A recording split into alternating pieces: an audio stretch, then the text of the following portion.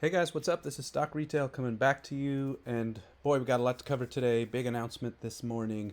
And what's really interesting about the timing, I don't know, sometimes it's better to be lucky than good, or you could say there's no coincidences and everything happens in its moment for a reason. But here's the thing, I've been working for a while and actually sitting on a video or sitting on a deck I'd kind of started to build for, gosh, maybe a month, maybe even 5 or 6 weeks, where I am looking at something I think is hugely significant and I have not yet seen anyone discussing. And so I was planning on doing this video. And then this morning, of course, here I am on the West Coast, woke up to AMC's announcement about the new share sale and how that's going to be used to drive paying down debt and having a little bit of extra cash.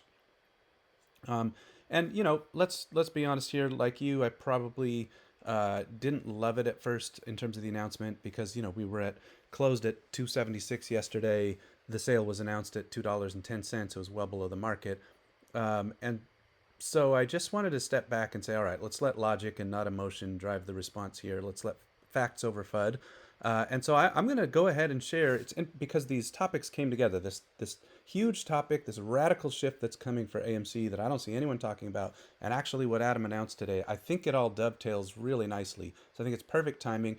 So by the end of this video, what I'm going to explain to you is these massive shifts I see coming for AMC, where that's coming from. I will stop teasing it. I'll explain what I'm talking about. It's really, really big, and I think you want to understand it so that you can understand your investment.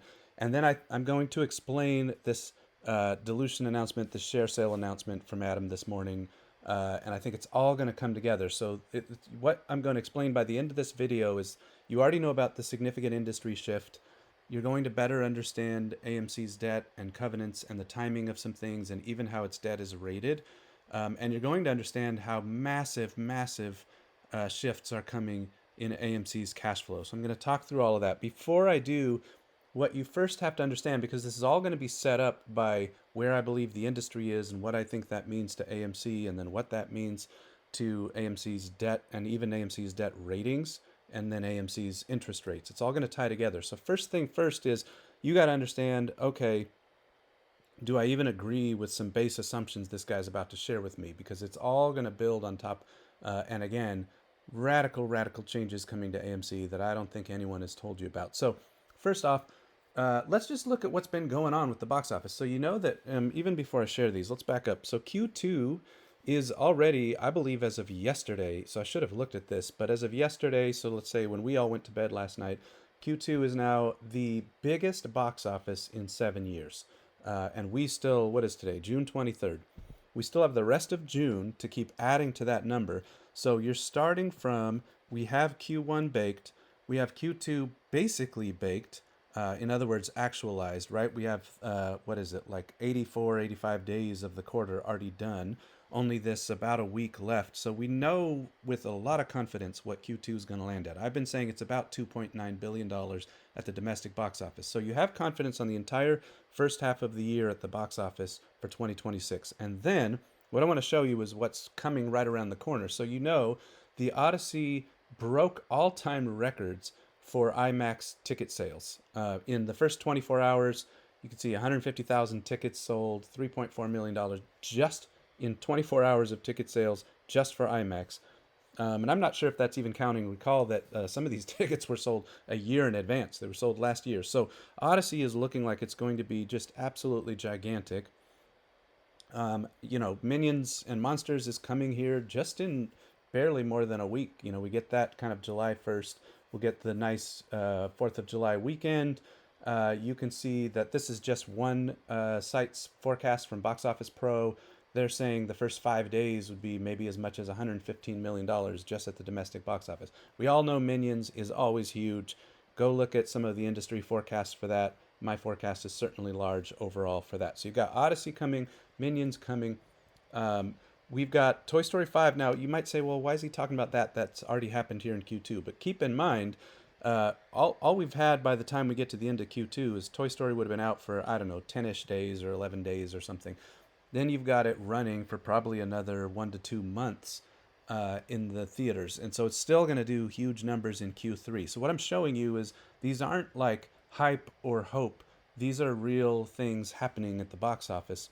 that we know is coming. Um, and then let's not sleep on Spider-Man Brand New Day. If you didn't see, was the fourth biggest pre-sales ever.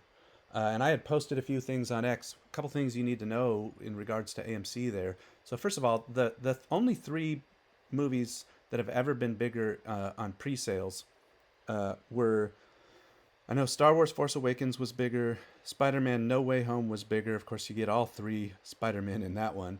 And then the other one was, I think, Avengers Endgame. So just think about how big those movies are. This is in the zone with those movies in terms of its pre-sales. So it's certainly tracking to be really, really big. Spider-Man No Way Home was like $815 million dollars at the domestic box office.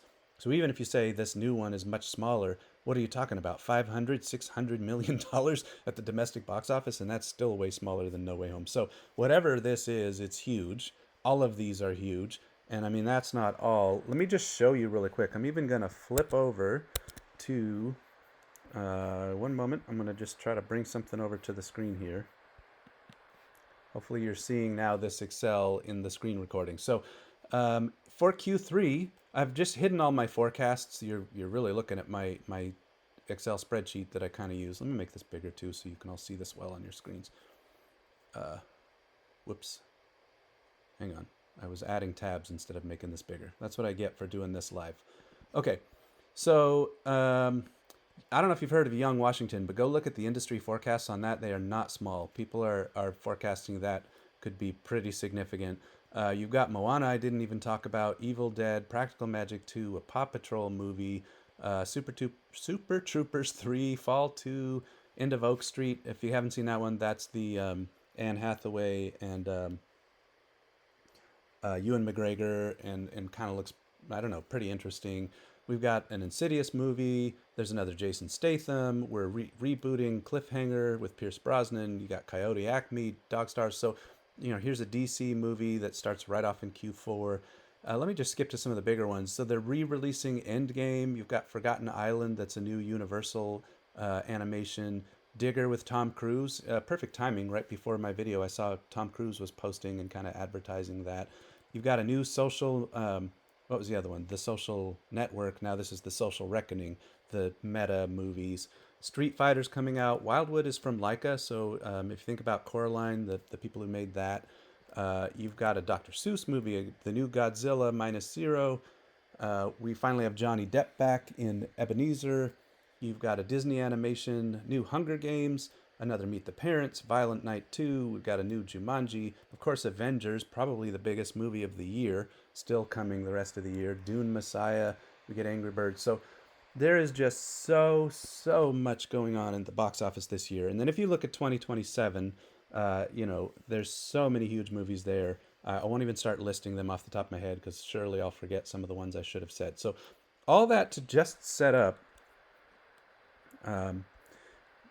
as I now tell you this radical shift coming for AMC that you need to know about and how that's going to tie to today's dilution announcement. Everything kind of starts from, okay, this guy is grounded in what's really happening at the box office, and this is not just hype or hopium. This is really what's happening. Because I've talked to you all about AMC's free cash flows. Go back a couple of videos ago, find somewhere, I think it's probably the one where I'm talking about AMC having kind of like a best May in many years. Look for that video, and I think I talk about our free cash flow forecast. I'm going to cover that today too, because all of this connects. So on that box office, I'm now thinking we're crossing over the $10 billion threshold on the year. And so if you look, I'm just showing you now, be careful to notice I've baselined this just so I didn't disappear CY22, calendar year 2022 at the domestic box office. The baseline here is 7.2 billion. So it kind of stretches these bars. If this was down here was zero, these bars would look a little closer together. But it helps just give you an idea of the jump we're experiencing. So we did have a good 2023. If you'll recall, we had 2 positive cash flow quarters. We had 2 positive net income quarters. We had Barbenheimer and Mario and all that back then. That's before the strike. Obviously, you can see the strike set us back 2 years. We have not even reached 2023 yet, but boy, we are in 2026. So we have not only never beaten 9 billion before, or I guess I've kind of said this backwards. We've never gotten to 10 billion since 2019. We've never even gotten to 9 billion. So you can imagine we're like well more than $1 billion better than any year we've seen in 7 years. That is a radical jump, but that's not even the jump I'm going to describe in this video. Of course, this is driving positive free cash flow, and that's why that's such a big deal. So all of that, though, keep in mind what I was just telling you, that half of the year is already baked. So there's half of this 10 billion from Q1 and Q2, not literally half, but half of the year, that we know for sure. We can lock it in, take it to the bank, you know what the numbers are. You don't have to guess, they're not a forecast. So I'm only forecasting half the year. So I guess the farther we go, the point is the closer I'll be to getting it right. I mean, just goes without saying. The more that's actualized, the less you're forecasting, the more real numbers you're dealing with, it's easier to get it right. So even if I'm well off, and I will tell you, AMC doesn't have as big of a number as I do. Adam's been saying something a bit more conservative. But as I look through all of the kind of recent signals, first off, how Toy Story did, how movies like Project Hail Mary and The Devil Wears Prada and Michael and Mario, how all of these movies have been performing, and Toy Story, of course, how the pre-sales are tracking, how the industry forecasts are tracking. I just think we're due for a really, really big year overall. So that's the first thing you need to understand. Now let's finally talk about all of this, I don't know, AMC's financial structure and leverage and where this is all going. And just stick with me because this is all going to tie together. So one of the big things you need to know is AMC, has pretty tough.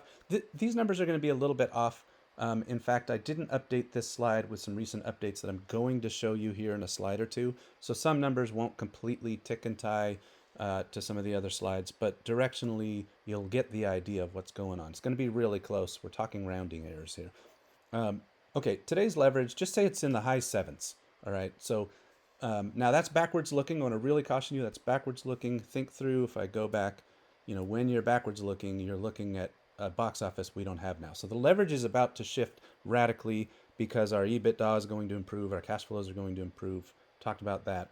But for now, AMC has pretty tough leverage. And what you need to know, and this is going to tie to the dilution announcement today, we have covenants that have leverage, let's call it demands. And if AMC doesn't meet certain liquidity and leverage covenants, then we have a lot of problems. And so I think that's going to tie to today's announcement, but I'm jumping ahead of myself. So the other thing you need to know that's going to build the rest of this video is that AMC currently has basically a distressed credit rating. So if you get Moody's or you get the S&P, they will rate credit for the market. And when you get a better credit rating, just think of it like your own credit score. When you have a better credit score, you have access to cheaper financing. Your interest rate goes down. That's going to really, really matter. Now I'm starting to tease where I'm going here, because if AMC starts to have less debt, you can understand that interest goes down, so we keep more cash. And if AMC improves its credit score, let's call it, AMC will get lower interest rates, which will lower our interest payments, which will also make more cash. We're about to have some radical, radical shifts. So let's start talking about that. And that is the good news here. Rising cash flow changes this story real fast. And what did I just show you? We're going to have a massively rising cash flow from the industry.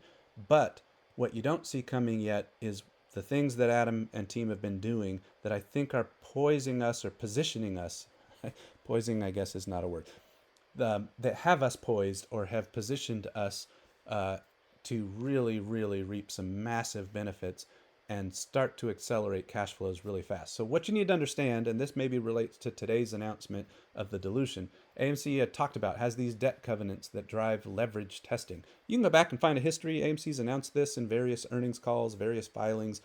And in fact, in the past, we had certain liquidity checks. You guys know, if you don't know, if you're new to me, I've been in AMC since the very beginning of this whole journey, even the end of 2020. Before I even knew what a squeeze was, to be honest. And so been in here the journey the whole way since beginning of 2021 and all of that on Twitter at the past, obviously now X, then been on YouTube a little bit less time than that, but stock retail consistently across all those, so you can find my receipts. But here's the point. I remember times when we filed these liquidity checks and you could suspend the covenants.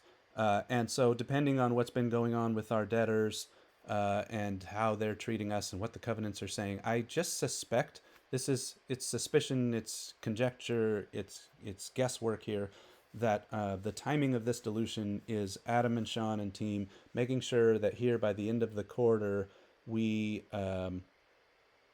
we pass these leverage and liquidity checks because we're about to file Q2, right? We're just hitting the end of Q2 because, and so that's, go back to the beginning of the video when I said, hey, even I was surprised. We're at 276 when I went to sleep last night, and we announced that we're selling $150 million. Sorry, 189. Really, it's $200 million. AMC has fees. We get $189 million from this at $2.10. And so you're going, why are we selling below the market? And so I think there's some piece of these debtors, let's say, holding the cards over us a little bit, but that's not going to be forever. And there is a time coming when AMC starts holding more and more of the cards. And so I think that's important to understand. So no, I don't think Adam would just willy-nilly, say, well, we were at 276, now let me just sell at 210 just because. There's a lot of factors going into that. I think there is a sense of urgency on these leverage and liquidity checks. I'm again making that up. That's not out of his mouth. That is my speculation. And so I support it because you're going to see in a minute, it may be short-term pain. It wasn't fun today to hear that announcement, but what's coming around the corner that's radically improved that probably comes out of all this. So hang with me here on that. So if these were held over AMC, they could require rapid deleveraging. That's what I think. Recently we had the $150 million equity raise a little while back. We had the $189 million announced today. That's how much AMC is getting, is really $200 million. And so what else could be coming that's more positive than all that? That's what I want you to focus on. We're going to make this all math out and add up here in a minute. So here's what I want you to take away. A lot of numbers on the screen, but it's going to become real simple real fast. I think that and I'm going to show you how this all comes together in a minute, but I think if I sort of, pardon me a second, I'm just looking forward, just making sure on the timing of something I want to tell you all. That's what you get for having just an actual regular guy here. I'm not some pro reading from a script, which, by the way, I think makes me far more credible than anybody out there who shills and reads scripts. And speaking of pausing, I'm going to take a quick sip of coffee here. All right, so what I want you to know is we landed the quarter at the end of Q1, as near as I can tell, if you kind of add up all the what's called tranches of debt, around a little over $4 billion in debt. And since then, we've had multiple announcements I'm going to show you where we refinanced the Odeon debt. We had an equity swap of some of the debt that's all the way out at 2030. And then now we're announcing this morning, we're paying down another $125 million in debt. So remember all that, we'll come back to that. So that's why then I'm showing you, if I kind of take all that into consideration, we're around basically $3.9 billion in debt, 3.888. And by the way, you can kind of fact check any of this. These days with AI, this is very easily fact checked because I'm using filings and then I'm kind of building to where we are. So, whether it's perfectly right or not, we're somewhere near there. And then if you take a blended average of all of our interest rates, we're somewhere around 11.25%. So you can see this 11.28. And then remember, I said our credit score, our rating is this CCC plus, which is kind of a distressed, risky investment. And so if you are risky, if you're considered risky by the market and the credit agencies, then you pay a premium on your interest rate. That risk is priced in. AMC is paying extra for being risky. And so we've got to get out of that place and save ourselves a lot of money. And that's part of what I think this recent dilution is doing. And I want to call you back to, now this is off of my own, I just said I don't do scripts, but I built a deck here. So off of that script, think about Highcroft and how Highcroft was diluting for a while and paying off debt. And then once it was debt free, boom, it just exploded. It went up like, I posted the other day on X, something like 26 times or 2,000+% it went up. So hang in there if you believe in the thesis of AMC, and I do. I can't tell you what to do with your money, but I'm putting my money where my mouth is. I still believe in this, and I'm positioned for the long term. All right, so at our current, let's say, debt load and interest rate, we have almost $440 million of annual interest, right? And that's tough. But if we were able to get kind of to a lower leverage, and that's where you start getting these ratings. So if you have enough cash flow and positive EBITDA and all of that, and you get to a better leverage position, then you can improve your rating, that credit score.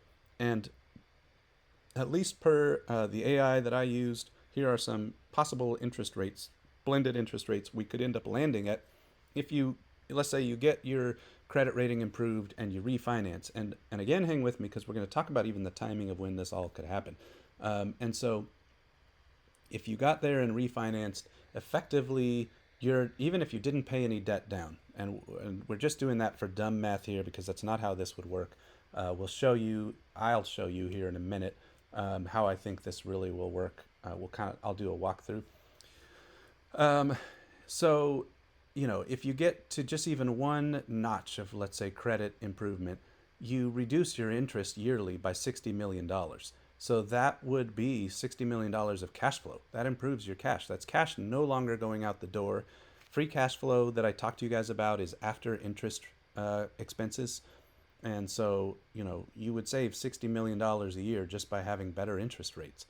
And you can just see as you go how much we could improve our total interest savings versus the current where we are, current situation. And eventually, if you can get to this BBB, that this IG means investment grade. So investment grade, we could save over $200 million a year versus our current rate, even without paying debt down. Now, that's not functionally how that's going to work, but just so you have an idea of sort of the power of interest rate savings for AMC and what is probably coming as we become more and more healthy and have access to cheaper and cheaper credit. That's what's going to happen. And it's going to make us, it's like making a lot more money.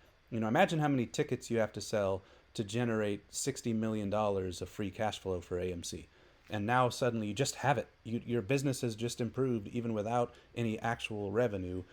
You've reduced your expenses. So that's cash you're keeping in your pocket. So what I just want you to take away from this, I know it's a lot of numbers. You could always screenshot this, pause it, whatever you want to do. As we improve our leverage, we will get lower interest rates that will save us, that's this last column, a lot of money, which improves your cash flow. And so if that cash flow kind of returns back into your business, you end up being able to radically improve your cash flows and then snowball that, because if you have more money, you can pay down your debt faster. So let's actually talk about that a little bit. So if you kind of do a cash walk, and I'm even going to walk you through this here in a minute. So we had, at the end of Q1, we had $339 million. And weirdly, since then, we've done equity raises of $339 million. So I just said, remember, we had the $150 million at the market sales that had finished, I don't know, a month ago or something like that. And then we just announced today that it's really 200 million, but I keep calling it 189 after fees. So the 150 plus the 189, AMC is bringing in almost $340 million of cash. Plus we ended last quarter with about $340 million of unrestricted cash. We'll pay down, we said we're going to use some of that money to pay down $125 million. So if we kind of take that back out, then that just says kind of logically, and this is not accurate, right? AMC's had all kinds of business going on. So I'm just saying, all things being equal, that brings us to $653 million of cash. Then I believe, and I've shown you the math on that, I'll kind of re-show you here again real quick, but I believe that AMC's Q2 through Q4, the final 3 quarters, positive free cash flow is going to be somewhere between $400 and $550 million. And yes, it's that big. Now that's just those 3 quarters. Remember, the first quarter we lost about $175 million. So tack that on. That's why in past videos I've told you maybe we're making somewhere around $300 million on the year, give or take. So, but these final 3 quarters, so we closed Q1, that was already accounted for, that cash burn was already accounted for in the 339. Since then we've added 339, but let's take away 125 of the debt we're paying. We get to the 653, plus I'm saying we're going to add, I don't know, 400 to 550 for the rest of the year. So let's just call our ending cash, if I kind of be in between roughly, somewhere around $1.1 million. That's not a little. So let me just show you what could happen over the next few years. Let me bring another spreadsheet over. So what might it look like? And just think about as we pay down debt, as we get a better rating. Sorry guys, this is just really bad live TV or live video. Okay, so I said we've got the 3.88 in debt right now, right? I'm going to make this even bigger. Just want to make sure everybody sees this well. Okay. And I just said we had the 339 million cash we ended on. We've diluted another 339 we're bringing in. I've told you that I think for the year, let's just kind of split the difference and say that the remaining quarters that aren't reported yet, we bring in 475 million in free cash flow. Remember, we talked about the 11.28% interest rate. So that interest is costing us $439 million a year. Okay, so let's do a walk over the next few years and say what might happen. And I'm not even talking about what that means to the stock price, because you just need to think about how this would be a radical shift. I think because of the cash we have now, the cash we brought in, and the cash that's coming from the business. Like when we remember Q2 is finishing here in a week, that will be announced at the beginning of August. Those earnings will be announced at the beginning of August and sort of start to prove if I'm right or wrong. I believe we're bringing in even 9 digits plus from this quarter. And I may be wrong. There's just nothing saying for sure that I'll be right. We'll find out how we're going. And I just believe that as the year goes, and maybe Adam and team will give us a forward view as well on the final, 6 to 9 months of the year or something like that. But if all this happened, I'm suggesting that by the end of the year, and this includes that 125, okay? So we had the announcement today that some of this is paying the 125, that the total debt pay down on the year, let's say that we brought in enough cash that you could pay down $700 million of debt and still have generated an extra 114 from now to the end of the year. Okay, so then your ending cash position is just the 114 plus the 339, right? So if I just highlight over these two, 339 plus 114, see at the bottom here, 453. So I'm suggesting that there's a path, and I can't guarantee this. These are napkin math forecasts in some ways by me. I'm forecasting the box office and I'm forecasting AMC's cash flows. There's going to be a lot that I'm going to get wrong there, but you get that directionally. I don't know, maybe instead of 700, it's 400. But there's some large amount of debt we're going to pay down this year, I believe, or at least have the ability to. And if we don't pay that down, we could generate a lot of cash. We could buy Bitcoin, whatever it is the team wants to do with it. But we're generating cash, and that's the biggest thing. Again, go back to the last video, that sort of record May video, where I show you how I believe that we're generating cash. And since then, my forecasts are even higher. All right, so what happens if we pay down $700 million in cash and we end with more cash than we had at the beginning, at the end of Q1, let's say? So you would be at a new debt position of the 3.188. And your leverage has improved so much. Remember that chart I showed you a minute ago? Let's go back to it. Hang on. Just if I go over here, oops. Okay, so your leverage is improved. So let's say you refinance, and I'm not actually suggesting they're really going to refinance every year, but just so you get an idea of kind of principally what could happen. So let's say they refinance. So that's that 9.75. Maybe you can see I'm highlighting that. I've just here. Let me just change the rounding on these so that you can see that. Okay. All right, so we're down all the way to 3.2 billion in debt. Remember, at one point, were we at like 5.6 or something in 2021? I mean, we were real high. This is radically lower than where we've been. And I'm suggesting that next year, now I'm accounting for that Q1. We always have a little cash burn in Q1. That maybe we hit 443 on the year in terms of free cash flow, because I'm also starting to now count interest savings. So versus 2026, I got to count those interest savings.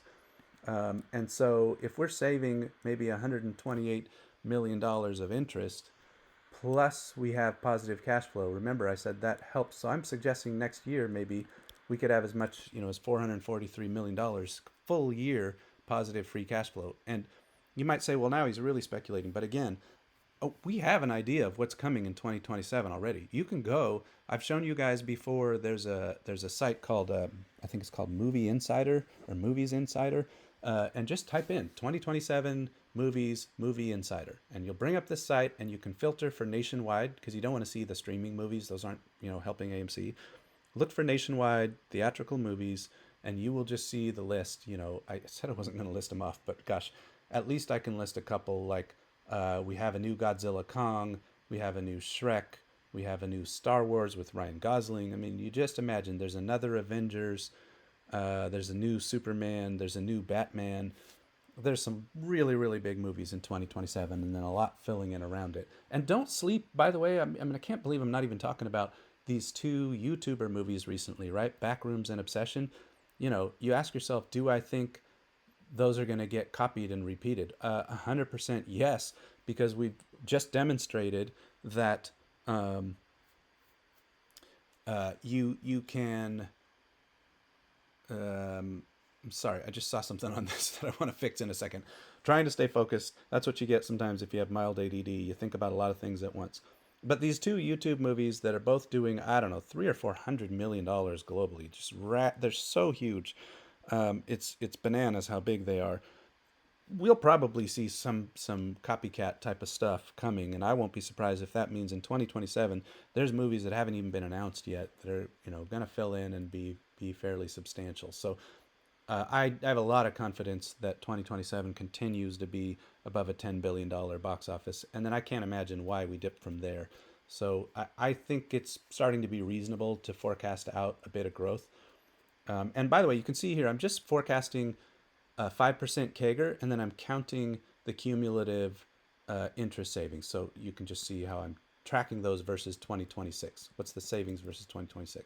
So I think next year we have over $400 million in free cash flow, and then by 2028 you could, in theory, refinance again. You're at a better leverage again, and now you've got even more interest savings. So the point is, by the end of this year, let's not go all the way back out to 2028 and all of that. By the end of this year, I'm suggesting with what the team has done in terms of, let's even look here. This is what I was telling you earlier. Odeon refinancing that pushed the debt out to 2030 and lowered the interest rate. We had the equity swap that removed about $156 million of debt.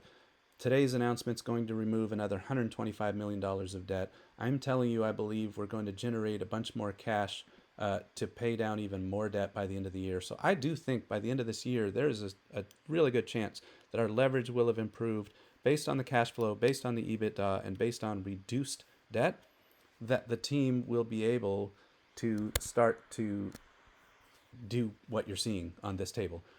Get a much better rating, get access to cheaper credit, and then we just snowball from there. As the industry keeps improving, our cash flows keep driving the ability to pay down more debt, and I'm hoping even stop future dilution, just kind of be done with future dilution. And so I think right now it was driven, like I said, let's go back. It was driven by our current debt covenants. But what does it look like here in even a few months' time? I mean, the end of the year is only, 6 months away. If we have reduced our interest, increased our cash flows, increased our EBITDA, and we see a ratings upgrade, and suddenly you are saving millions and millions of dollars a year, and you have improved cash flows, and now you just snowball from there. So I think, yes, today's announcement was not super fun, but I do think that we have a clear path. First off, I've told you we've got this. I think we'll see some Q2 debt pay down, and if not, it's coming soon. We're clearly demonstrating, well, and we have some debt pay down already with the swaps and this $125 million announcement. And then we're clearly demonstrating the box office drives free cash flow. That I just have a ton of confidence in that. Remember that I told you in 2025, actually, I told you in 2024 that the final 9 months of 2025 would be positive free cash flows, and they were. We had a 9 month combined positive $51 million. So if this year the box office is more than $1 billion above that domestically, you can just imagine how much more cash flow you have. So the final 9 months and even the full year, I believe now, are positive free cash flow. Then I think that the rest of 2026, I'm hopeful, means we continue. That's what I just was demonstrating to you. We'll pay down debt, but it will be driven by our cash flow and no longer driven by dilution. We'll have passed this leverage check, this liquidity check. We'll have passed our covenants. We'll begin to pay down more debt, and at some point here, see a ratings improvement, probably in early 2027. This is the third bullet here. Probably get a rating improvement. Maybe that's driving access to cheaper capital and we refinance. The team will decide when to refinance. Just every time you get a ratings improvement doesn't mean you automatically overnight refinance. If you've ever refinanced a house, you do kind of a, time to value or a payback calculation. and you decide what you want to do there. But I think that's coming. We have tough interest rates right now, and I think AMC is in an improved situation that those interest rates no longer match our business reality. So I think that's coming, and that will continue to snowball. Our free cash flow, our paying down of debt, our ratings improvements, which are saving us on interest, which improves your free cash flow. You can see how that will continue to go. So, bottom line, we're in this industry recovery. We've got significant cash flow improvements. We're deleveraging. We've been paying down debt. That's healthy. I think we're going to see ratings improvements soon, which then continue to even further improve our free cash flow. And you know what I believe, that we will win. So let's go.